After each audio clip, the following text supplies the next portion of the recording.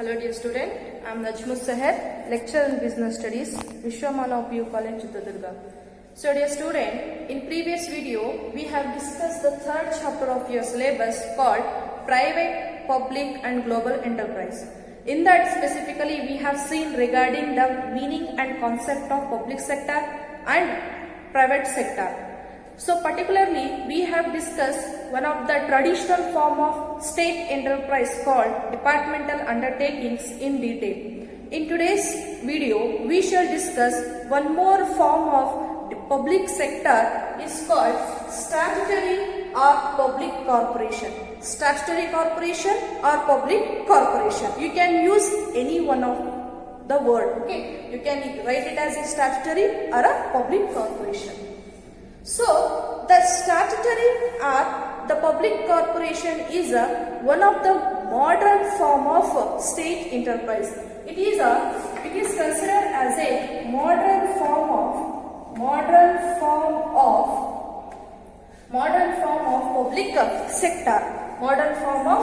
public sector, and this particular public corporation will have a separate legal existence. And this will be created by a special act. Okay, by passing the special act in a parliament, they are going to establish the public corporation. So public corporation is a modern form of state enterprise, and this will have a separate legal existence. The separate legal existence is nothing but the ownership as well as the management will be different from the business. Okay. And this corporation will be started by passing a special act in a parliament. Okay, the legislature is going to pass a special act through which they will start a business. Okay, that is what statutory corporation. Now let us see the meaning of statutory or public corporation. The statutory corporation is a body corporate which is created by special act of a parliament to carry out a specific business. So statutory or public corporation is a body corporate. It is a form of business which is created by a special act of parliament. So as I told you, this particular form of business will be created by passing a special rules, by passing a special act in a parliament or in a legislature. They are going to form a particular business. They are going to start a specific business. Okay, that is what we say public corporation. For example, LIC corporation. Okay, this particular corporation which do a insurance. That is what LIC corporation. Central warehousing, airlines. These are the examples of statutory corporation which carries out a particular area of business or which carry out specific commercial activity. That is what we say statutory corporation. So in another word we can say statutory corporation as it is a statutory corporation are public enterprises brought into existence by a special act of a parliament. So statutory corporations are a public enterprises. They are under the form of public sector.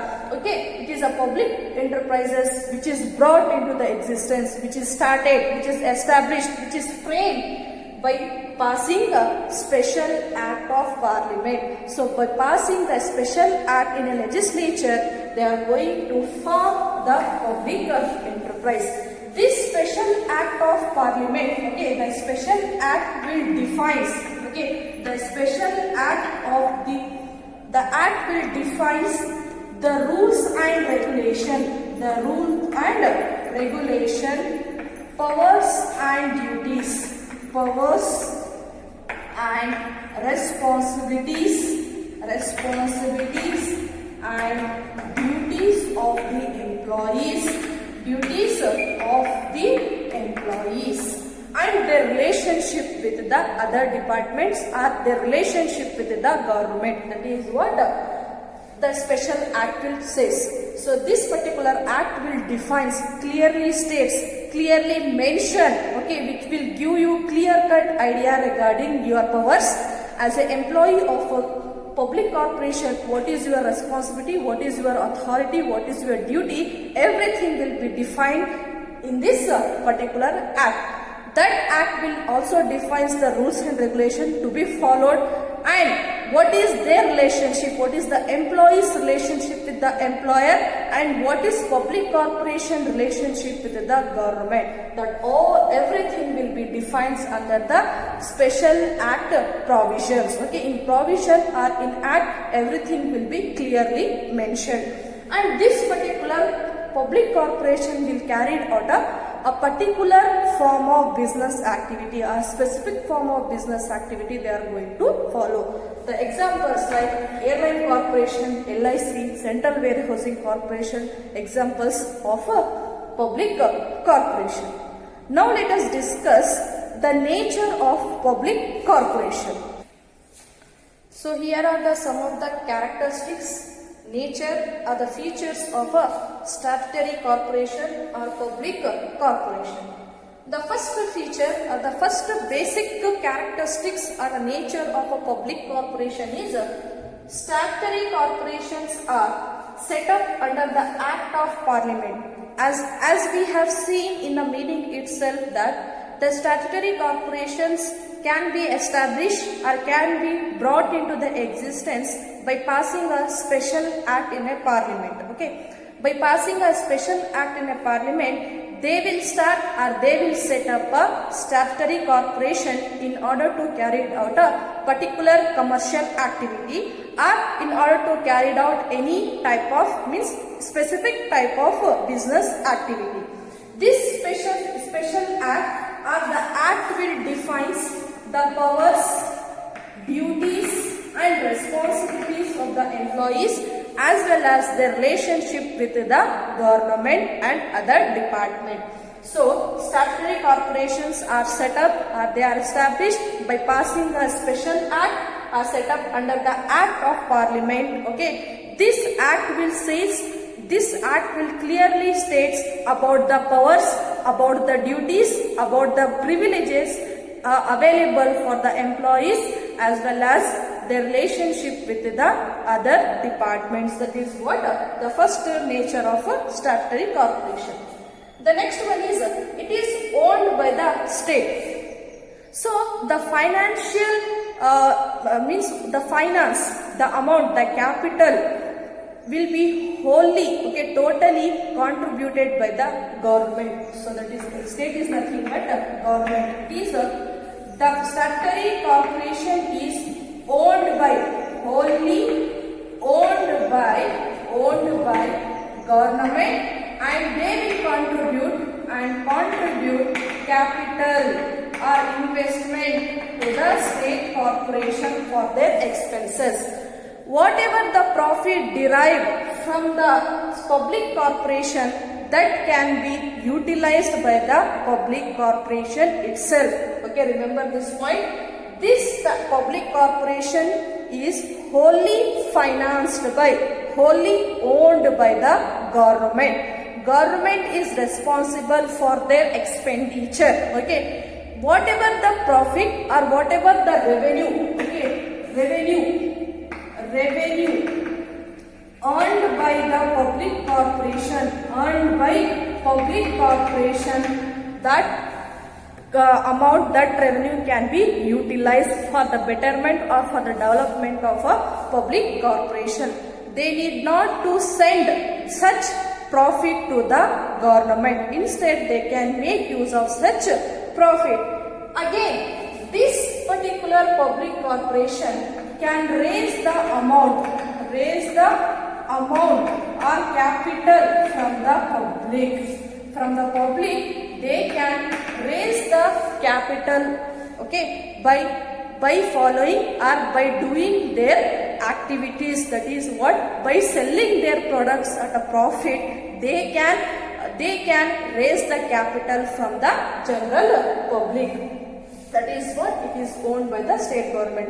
The second nature of the public corporation is that this particular public corporation is wholly financed by the government. If that such corporation, if any corporation is under loss, that loss will be faced by, recovered by the government itself. Okay. If any profit derived or if the public corporation is earning profit or revenue, they can utilize such profit for the development of their corporation. They need not to send such profits to the government. Okay. And this corporation, public corporation, will have a right to raise the capital from the general public. That is what is owned by the state. Okay. Next one, separate legal entity. Separate legal entity, as I told you in the second chapter of your syllabus itself, that separate legal entity means the business as well as the management is different. Okay, the ownership is different from the business. Okay, so as it has a separate legal entity, the corporation can hold a property on its name, or it can file a case against any person, or any other party can file a case against the corporation.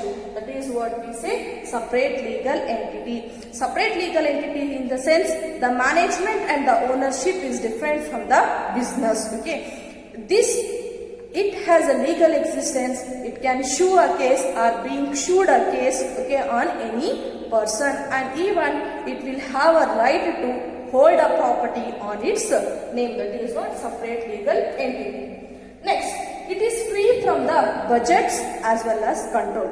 As we see in a departmental undertakings, the finance for the departmental undertaking will be done by the government as well as the budget of an annual budget. Appropriate annual budget, they will give the finance facilities to the departmental undertaking. But whereas for the public corporation, so it is purely come from the government but not from the annual budget. And this particular public corporation is free from the auditing control. Okay, auditing of a books of account. They need not to they need not to carry out the auditing procedure, or they need not to follow the rules and regulation as we follows in the government departments. So they are free, they are independent in the management of their business. Okay, nobody or no political member is going to interfere in their administrative activities or in their operations of a business. So they are totally free, they are autonomous in nature. That is what, free from budget and controls. Next one is, employees are not government or civil servant. The employees of a public corporation, they will not considered as a government employees or civil servant, because they are not going to follow the rules and regulations of the government. Instead, they are going to follow the rules and regulations of a special act. Whatever the provisions of the act is there, according to that provisions, they are going to appoint the employees of this corporation. Again, they are responsible for the parliament of their performance. Okay, the performance of the public corporation is answerable, accountable to the parliament. This is what the nature or the characteristics of a public corporation. First is, it is created by the special act of parliament. That act will define the duties and responsibilities, powers, everything. Okay, that is what first point. Next one is, it is financed by the government. Okay, separate legal existence will be there, and it is free from the any type of control. No one is going to interfere their administrative work as well as the operations of the corporation.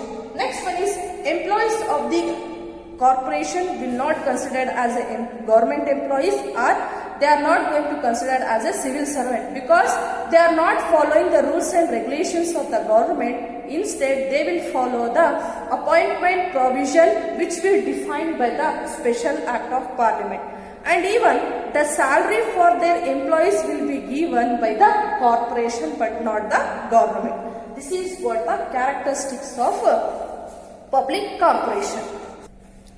So now let us discuss. So here are the certain merits and demerits of public corporation or statutory corporation. Now let us discuss one by one the merits of or the advantages of public corporation. The first one is independent or independency.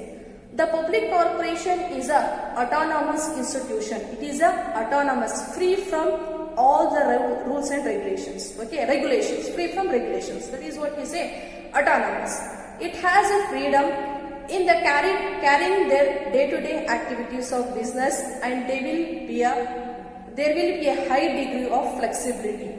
Flexibility is nothing but any changes you can make or any decision you can take. Okay, according to the circumstances, you can make a decision easily without much interference of undesired controls of a government. That is what independent, free from the government interference or any political person's interference. That is what independent. Next one is quick decision. As I told you that a public corporation is independent in administrative matters. That it can take any decision, and he can make the managing director, the board of director, they can take any decision according to the circumstances. That leads to quick decision. That is what quick decision. Next is it has an administrative autonomy. So as the public corporation will have independent from the political pleasures or from the government interference. Okay, it can make a changes. It can easily make a changes in the policies and in the procedures. That is what it has an administrative autonomy. Next one is it is a tool for the economic development. So it is one of the tool. It is one of the technique for the development of our country, for the development of our nation, and this will contribute much to the national income of our country. Thereby there will be development, there will be growth in our economy, because it is not a government institution, it is not a government corporation. They can take the help, it can run their business as a private, but their main motive of the public corporation is to earn, not to earn profit, but its main objective is to rent the services. Service motive is the major aim of a public corporation, but they will not ignore the profit activity. So first priority will be given to the service, next priority will be given to the profit. That is what the merits of a public corporation. Next one is demerits. Coming to the demerits, coming to the drawbacks of public corporation, in reality they do not enjoy the flexibility. As I told you here, independent, flexibility, okay, autonomous. But in practice, in reality, they will not have any flexibility in the operation, because government and other political parties, they are going to interfere in the operations of a business, in the management of a business actually. That is what in reality they do not enjoy any flexibility. Next one is government interference. Of course, when the government is contributing something to the public corporation, automatically the government is going to interfere in a business. When the decision regarding, when the huge finance is involved, then they are going to interfere in the operations of a business. Next one is corruption. As we know that corruption is a major factor in our country. It is deeply rooted in our country. So in almost all the areas we see the corruption. Okay, that is what one of the demerits of a public corporation. Next one is delay in action. So there will be a delay in the action, because we cannot change the rules and regulations immediately. Okay, they have to follow the rigid rules and regulations in a corporation. Okay, in order to change any rules and regulations, again you have to amend the special act. After amendment, then only you can follow. So you cannot easily change the rules and regulation, and you have to follow the rigid policies, rigid procedure in a corporation, which leads to delay in a action. That is what delay in action. So these are the merits and demerits of a public corporation. Now let us discuss one more form of public sector is government companies. So the government companies are those companies which is started by, which is investment is made by the central government or any state government. Okay, These government companies are purely opened in order to compete with the private sector. Now let us discuss what exactly the government companies are. A government company is a company which is registered under the Companies Act and in which not less than 51% is very important point to be remembered. Okay, 51% of the share capital held by the government. So, government company is any form of company. It may be a public limited company or it may be a private limited company. Okay, that company should register itself with the Companies Act of 1956, that is previous act or the present act of 2013. They must register themselves. Okay, a company must register with the Companies Act, okay, of 2013 or any previous act, and in that company the government is holding 50% of share capital. The share capital is nothing but the equity share capital held by the government. Such companies will be termed as a government companies. Okay. These government companies are started purely for the business purposes and in spirit of compete with the private sectors. Okay. Their main intention is to do the business activity and to compete with the private sector. So these government companies will be defined under section 2 subsection 45 says that Companies Act of 2013 says that a government company is a company in which the government held not less than 50% of equity share capital, either by the central government or by the state government, any one or two state government. Such company will be called as a government companies. Okay. So here the government companies will be controlled and managed by the provisions of the Companies Act. According to the provisions of Company Act, the appointment, okay, the management of the directors will be done according to the provisions of the Companies Act of 2013. Now let us see the characteristics of government company. So here are the characteristics or the natures of government companies. So the first nature or the feature of a government company is, as we see in the meaning itself, it is created under the Companies Act. So the government companies are established under the Companies Act of 2013, existing Companies Act, or in any previous Companies Act they can set up the companies, that is public limited company. That is what created under the Companies Act. The next one is legal status. As we see in the public corporation itself, it has a different, separate legal existence. Separate legal existence in the sense of the ownership and the management is different from the business. So, as it will have a legal status, it can sue a case, it can file a case against any third party, or any third person can file a case against the company. And even it can hold a property on its own name. That is what a legal existence. It's nothing but artificial person that we have seen in a joint stock company. Next one is management of the company is regulated by the provisions of the Act. So the day-to-day operation, the day-to-day activities of the business is managed by the board of directors. Okay, the board of directors is going to take a decision about the day-to-day operations of the business. The members for the board of directors will be elected by the government itself. Okay, so they are going to manage the day-to-day activities of the business.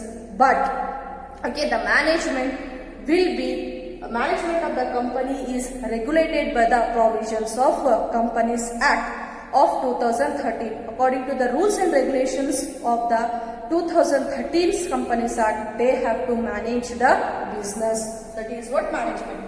Financed by the government. So the fund for the companies, government companies will become from the central government or any state government. It is It is formed either wholly by the government or by the government and private sectors or private investors. That is, it is partially owned by the government, partially by the private, or purely from the government. So they will contribute finance fund to the government companies. Okay, and even they can raise the capital. They can raise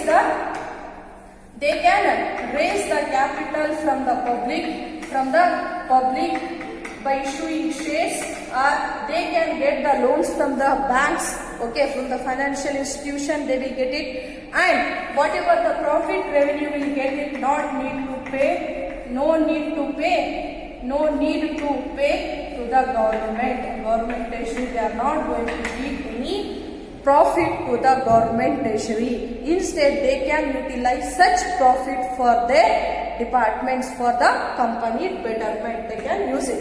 Next one is exempted from the audit, accounting and audit rules and regulations. So the government companies are free from the controls. Okay, they will follow their own rules and regulations. Okay, the government is going to appoint the auditor who is going to audit the books of account. Okay, and they will submit the final report to the government or in the parliament. That is what exempted from the audit and accounting rules and procedure. Okay, the government is going to appoint a central audit or the state audit who is going to examine the books of account in a financial year and submit such report to the parliament. It is what exempted from the audit. Next one is appointments of employee. Appointments. Okay, they are going to appoint the employees for the government companies.